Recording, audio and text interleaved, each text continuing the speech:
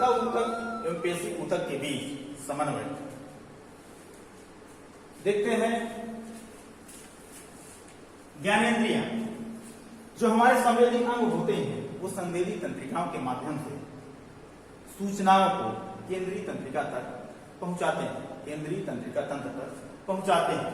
जब वह सूचना केंद्रीय तंत्रिका तंत्र तक पहुंचती है तो सूचना प्राप्त की जाती है और उनको संसाधित करके या उनको समझकर उन पर निर्णय किया जाता है। निर्णय क्या किया जाता है कि जिस अंग से यह सूचना आई है उस अंग को आगे कौन सी अनुक्रिया या कौन सी प्रतिक्रिया करनी है और विद्युत आवेग उत्पन्न किए जाते हैं और उन विद्युत आवेगों को पुनः उस अंग तक पहुंचाने के लिए प्रेरक तंत्रिकाएं उस विद्युत आवेग को प्रेरित करती हैं तथा पेशी ऊतक में जब यह विद्युत आवेग या सूचनाएं पेशी ऊतक में पहुंचते हैं तो प्रोटीन को पुनः से व्यवस्थित किया जाता है। प्रोटीन को संकेतों के रूप में पुनः से व्यवस्थित किया जाता है और उस निर्णय को जो सीएनएस के माध्यम से लिया गया है उन सूचनाओं को आगे पेशी संकुचन के माध्यम से उन अंगों तक पहुंचाया जाता है जहां से वह सूचना आई है सीएनएस तक और उस अंग के द्वारा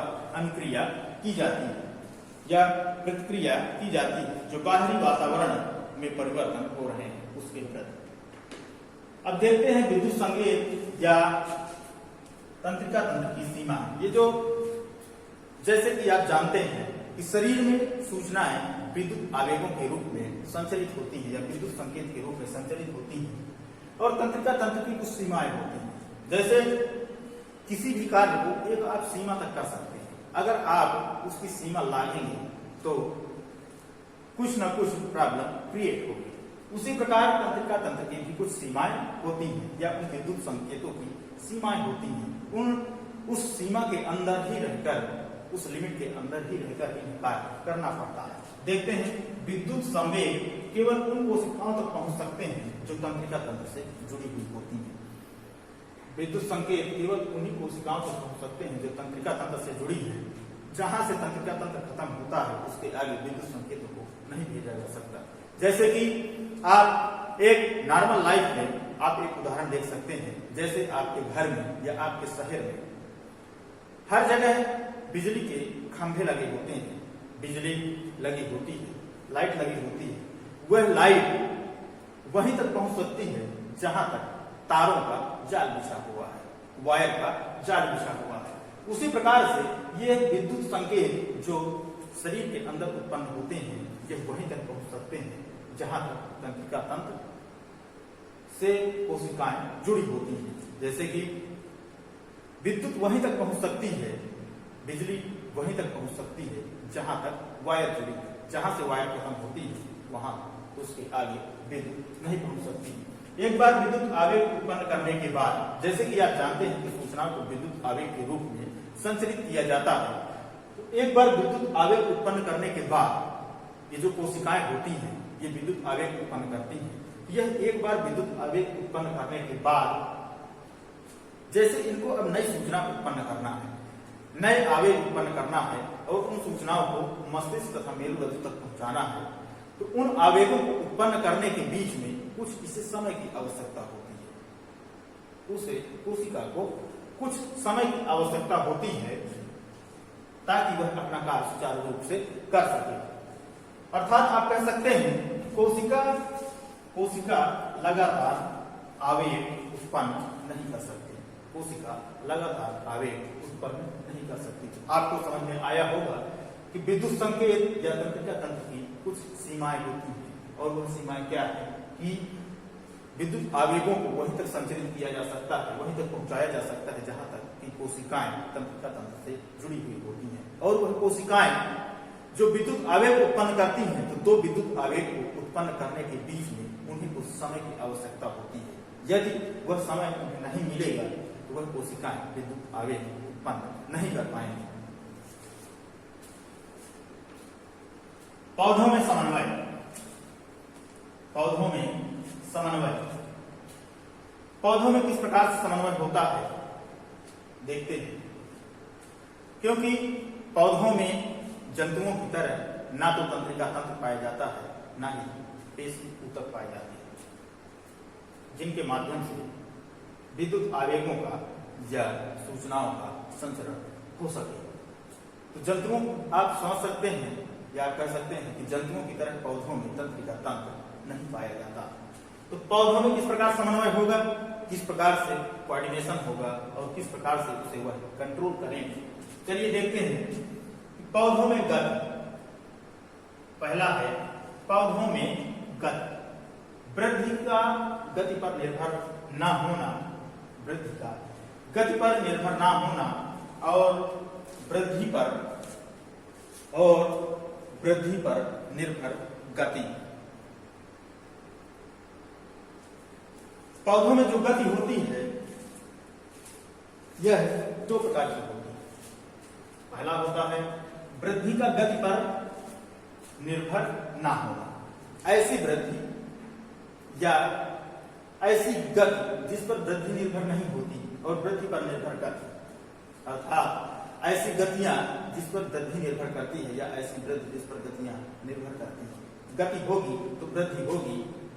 दूसरा प्रकार है और पहला प्रकार है कि वृद्धि का गति पर कोई प्रभाव नहीं पड़ता, कि वृद्धि होगी तभी गति होगी या गति होगी तभी वृद्धि होगी। दूसरा है, देखते हैं इसे, उद्दीपन के लिए तत्काल अनुक्रिया क्या होती है। उद्दीपन के लिए तत्काल अनुक्रिया। और पहला प्रकार वृद्धि पर निर्भर ना होना। पौधे विद्युत रासायनिक साधन का उपयोग कर सूचनाओं को कोशिका से दूसरी कोशिका तक पहुंचाते हैं, एक कोशिका से दूसरी कोशिका तक पहुंचाते हैं। कैसे पहुंचाते हैं? जैसे कि पौधों में तंत्रिका तंत्र नहीं पाया जाता, यह पौधे विद्युत रासायनिक साधन का उपयोग कर सूचनाओं को एक कोशिका से दूसरी कोशिका तक पहुंचाते हैं। कोशिका अपने अंदर उपस्थित पानी की मात्रा को परिवर्तित कर गति उत्पन्न करती है, जिससे कोशिका फूल या सिकुड़ जाती है। उदाहरण, छुई मुई के पौधे को छूने पर पत्तियों का सिकुड़ना। जैसे कि आपको पता है कि पौधों में तंत्रिका तंत्र नहीं पाया जाता, ये किस प्रकार प्रतिक्रिया करते हैं, ये सूचनाओं को किस प्रकार से पहुंचाते हैं। यह कोशिकाओं के अंदर जो जल की मात्रा होती है उस पर परिवर्तन करते हैं, उसमें परिवर्तन करते हैं और सूचनाओं को एक कोशिका से दूसरी कोशिका तक पहुंचाने का कार्य करते हैं। जैसे आपने छुई मुई का पौधा देखा होगा, जैसे ही आप उसकी पत्तियों को छुएंगे तो उसकी पत्तियां ऐसे सिकुड़ जाती हैं। वह क्यों सिकुड़ जाती हैं? क्योंकि उसमें तंत्रिका तंत्र तो पाया नहीं जाता। तो उसे किस प्रकार से सूचनाओं का आदान प्रदान करते हैं और कैसे पता चलता है कि छुई मुई के पौधे को कोई टच कर रहा है, कोई छू रहा है। वह अपने कोशिकाओं के अंदर उपस्थित पानी की मात्रा को परिवर्तित करके सूचनाओं को एक कोशिका से दूसरी कोशिकाओं तक पहुंचाने का कार्य करते हैं। यह जो गति होती है यह इसकी वृद्धि पर निर्भर नहीं होती। जैसे कि वह सिकुड़ जाती है, पत्तियां सिकुड़ जाती हैं, फूल जाती हैं, वह अपनी पानी की मात्रा को कंट्रोल करती है। जैसे पत्तियों को आप छुएंगे तो पानी की मात्रा को वह कंट्रोल करके सिकुड़ जाएंगी और जैसे ही कुछ देर के बाद वह पत्तियां पुनः से प्राथमिक स्थिति पर, अपने पुरानी स्थिति पर वापस आ जाएंगे। आपको समझ में आया होगा कि छुई मुई के पौधे किस प्रकार से अपनी पत्तियों को परिवर्तित करते हैं या अपनी स्थिति को परिवर्तित करते हैं, तो पानी की मात्रा को परिवर्तित करके। दूसरा होता है वृद्धि के कारण गति। वृद्धि के कारण गति। प्रतान का वह भाग जो वस्तु से दूर होता है, वस्तु के पास वाले भाग की तुलना में तेजी से गति करता है, जिससे प्रतान वस्तु के चारों तरफ लिपट जाता है। प्रतान का वह भाग जो वस्तु से दूर होता है, वस्तु के पास वाले भाग की तुलना में तेजी से गति करता है। जैसे कि आपने बरसात में कई प्रकार के पौधे देखे होंगे या फिर आप कद्दू के पौधे को देखते हैं, लौकी के पौधे को देखते हैं, तो ये जो इनका स्टेम होता है, इनका तना होता है, यह इसके तने से पतले पतले रोम टाइप के, रोम जैसी संरचनाएं निकलती हैं। और ये जैसे आज जैसे जैसे आगे बढ़ते हैं, यदि कोई लकड़ी मिल जाती है तो इसके द्वारा निकले हुए प्रतान उस लकड़ी में ऐसे गोल गोल लिपट जाते हैं, जिससे कि इसे ऊपर चढ़ने में आसानी हो। ये जो प्रतान होते हैं इस लकड़ी में ऐसे लिपट जाते हैं। तो ये जो प्रतान है, ये लकड़ी एक वस्तु है और ये प्रतान जो इस पौधे से निकले हुए हैं ये उतनी वृद्धि नहीं करते, ये सिर्फ इस पर लिपट जाते हैं, फिर इनकी वृद्धि रुक जाती है। और जो इससे, इस वस्तु से या इस लकड़ी से जो दूर प्रतान होगा वह अधिक वृद्धि करेगा इसकी अपेक्षा। तो आपको समझ में आया होगा। और यह प्रतान इस लकड़ी पर लिपट जाएगा। जैसे ही इस लकड़ी पर लिपटेगा तो इसके तने को ऊपर चढ़ने में आसानी होगी, फिर इसकी वृद्धि रुक जाएगी और जो ये आगे का स्टेम है, आगे का तना है, ये बहुत तेजी से गति करेगा। तो आपको समझ में आया होगा वृद्धि के कारण गति। अब देखते हैं प्रकाशानुवर्तन। प्रकाशानुवर्तन क्या होता है? प्रकाश की तरफ गति। जैसे कि आपने अपने आसपास के वातावरण में, अपने आसपास के परिवेश में आप देखते होंगे प्रकाशानुवर्तन या प्रकाश की तरफ गति। पौधे का अधिकतर झुकाव प्रकाश की तरफ को होता है। जैसे सूरज पूरब से निकलता है और दक्षिण दिशा से होते हुए पश्चिम में डूब जाता है, उसी प्रकार आपने देखा होगा, यदि नहीं देखा तो आज आप जाकर देखेंगे कि आपके परिवेश में, आपके आसपास जितने भी पौधे हैं उनमें से 90% पौधे आपको दक्षिण दिशा की ओर, या आप कह सकते हैं कि जिधर से सूरज घूमते हुए जाता है उधर की ओर उनकी पत्तियां झुकी होंगी या उनके तने झुके हुए होंगे। गुरुत्वानुवर्तन, पृथ्वी की तरफ गति। पृथ्वी की तरफ गति में आप उदाहरण देख सकते हैं कि जब कोई बीज जमीन पर या पृथ्वी पर, मिट्टी पर बोया जाता है या डाला जाता है तो उसकी जड़ें जो होती हैं वह नीचे की ओर जाती हैं। उसकी जो जड़ें होती हैं वह नीचे की ओर जाती हैं, वह होता है गुरुत्वानुवर्तन, जड़ों का नीचे की ओर जाना। आप इस उदाहरण को, गुरुत्वानुवर्तन का उदाहरण समझ सकते हैं। प्रकाशानुवर्तन, ये उदाहरण भी आपको समझ में आया होगा। आप आज जरूर देखिएगा कि क्या यह प्रकाशानुवर्तन का उदाहरण है। दूसरा गुरुत्वानुवर्तन। तीसरा है रसायनानुवर्तन, परागनली की अंडाशय की तरफ, परागनली की अंडाशय की तरफ गति करना। जैसे कि रसायनानुवर्तन पुष्पों में जो परागनली होती है, जहां पर अंडाशय में निषेचन होता है, परागनली में परागों का या नर पौधे के द्वारा उत्पन्न युग्मक का अंडाशय की तरफ गति करना, अंडाशय की तरफ गति करना परागनली के माध्यम से, यह एक रसायनानुवर्तन का उदाहरण है। जलानुवर्तन, पानी की तरफ जड़ों की गति, पानी की तरफ जड़ों की गति। जैसे कि अभी हमने आपको बताया कि मिट्टी में आप बीज डालेंगे तो उसकी जड़ें नीचे की ओर जाएंगी और मिट्टी के नीचे जल होता है। तो आप इसको गुरुत्वानुवर्तन और जलानुवर्तन दोनों का उदाहरण समझ सकते हैं। आप एक दूसरा उदाहरण भी समझिए। यदि आपके पास नदी, तालाब या पोखर है जहां पर पानी अधिक मात्रा में है, तो उसके आसपास के जो पौधे होंगे उनका झुकाव जल की तरफ होगा। आप इस उदाहरण को देख सकते हैं। नदी के साइड में जो पौधे होते हैं, अधिकतर पौधों को आप देखेंगे कि वह नदी की तरफ झुके हुए होंगे, जिधर से नदी बह रही है या जिधर जल की मात्रा ज्यादा है उनका झुकाव जल की तरफ अधिक होगा। तो आपने देखा प्रकाशानुवर्तन, रसायनानुवर्तन तथा जलानुवर्तन। आगे देखते हैं पादप हार्मोन। पादप हार्मोन क्या होते हैं?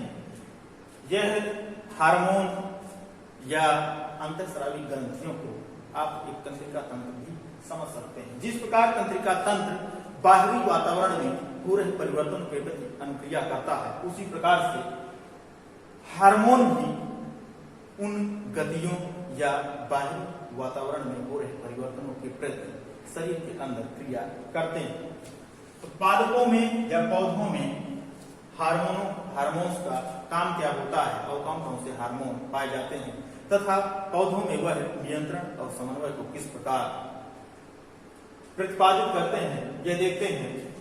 ये वो रसायन हैं जो पौधों की वृद्धि, विकास, अनुक्रिया का समन्वय करते हैं। यह एक प्रकार के रसायन होते हैं, एक प्रकार की केमिकल आप कह सकते हैं।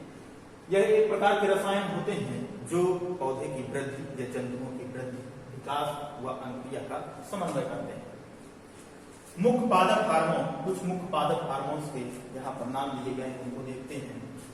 ऑक्सिन हार्मोन्स, ऑक्सिन हार्मोन्स शाखाओं के अग्रभाग पर बनता है, कोशिका की लंबाई में वृद्धि और प्रकाशानुवर्तन में सहायता करता है।